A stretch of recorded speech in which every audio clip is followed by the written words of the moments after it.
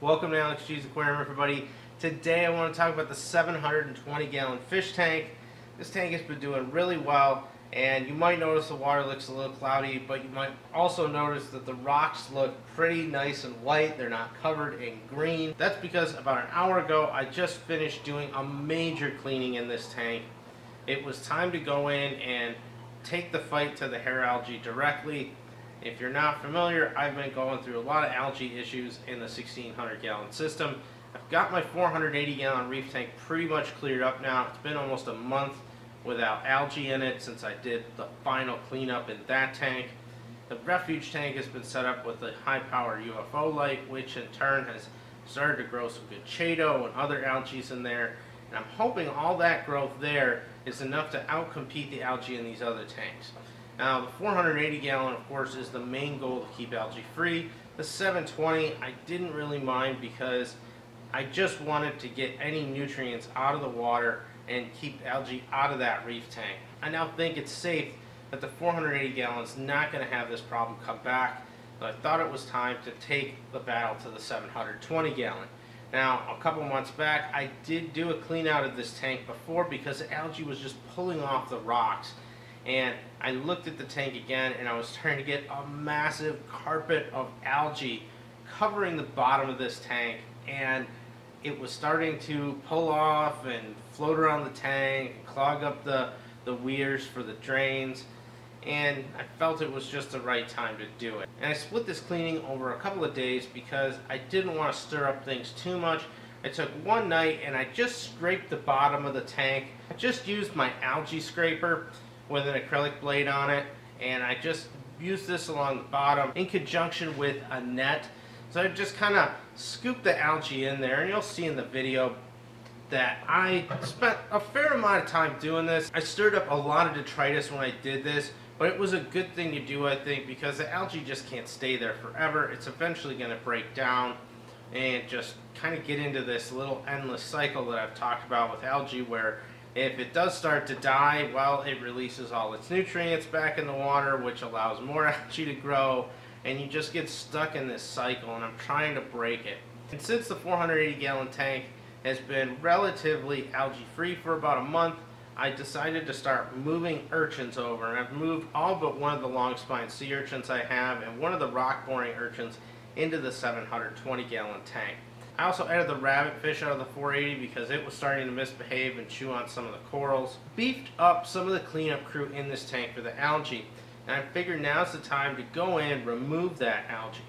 And it's a pretty simple process. It does take a little bit of time to do this. Scraping the bottom of the tank didn't take a whole lot of time.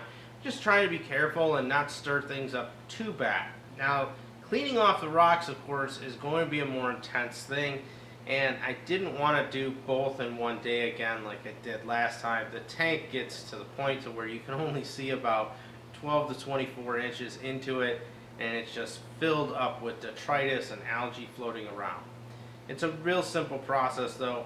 Because this tank's so large, I took the first step of getting a 5-gallon bucket with a small piece of vinyl hose. I think it's like 3/8 hose, and I just started a siphon and I started pulling the algae off the rocks. That was the first step I did on each one of these rock structures, whether it be the big one over here or the shelf or the other big piece here.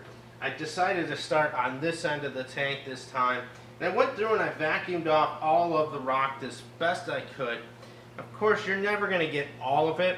That's where I kind of moved into phase 2 of the cleanup of the rocks. Now I simply used some brushes that I previously used in the 480-gallon tank. I even used a toothbrush as well to make sure that the weirs are clean, and a couple little spots where I had to kind of get into little nooks and crannies. I'm not going to get all the algae. The idea is to try and get most of it out.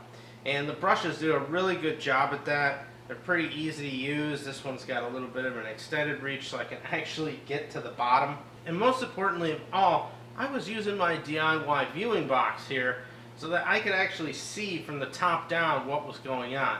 Now the glare of the lights kind of got in the way a little bit of the time, but overall this allowed me to do all the work without having to try and like look down through the side and then look back through the top. because I didn't shut any of my water flow off in this, I wanted to keep everything going to keep as much stuff suspended in the water and get it into the filtration system. I did put some filter socks into the system for this cleaning so that any large pieces of algae don't just float around and kind of die in the sump area if I can help it.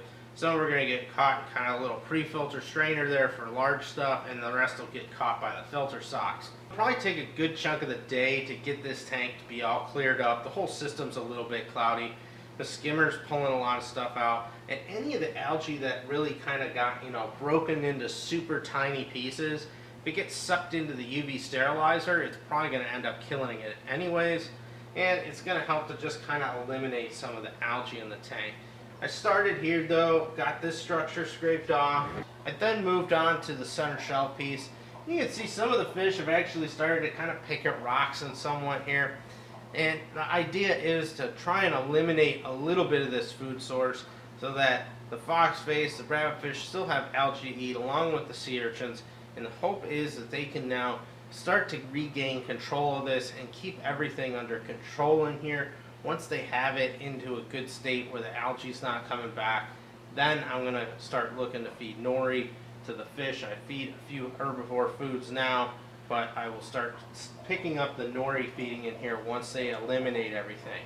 One thing I did not do while I was cleaning the tank was scrape the sides or back of the tank. There is hair algae on them. It's not nearly as much. It's in small patches, and I decided to just leave that there for now. I don't really want to mess around with the waterproofing on the sides at all, so if I can avoid using any kind of scrapers or brushes on them, I'm just going to do that. It shouldn't hurt anything. This coating is super strong, but I am starting to see some calorous worms and other things starting to grow on the sides and the back, which is something that I kind of want to see and leave in place. So for now, I'm just going to let all that stuff go. Eventually the urchins and the fish will start to pick at it. I do see the fish now kind of go after it from time to time, but I want to see that eventually get kind of cleaned up on its own without any interference from me.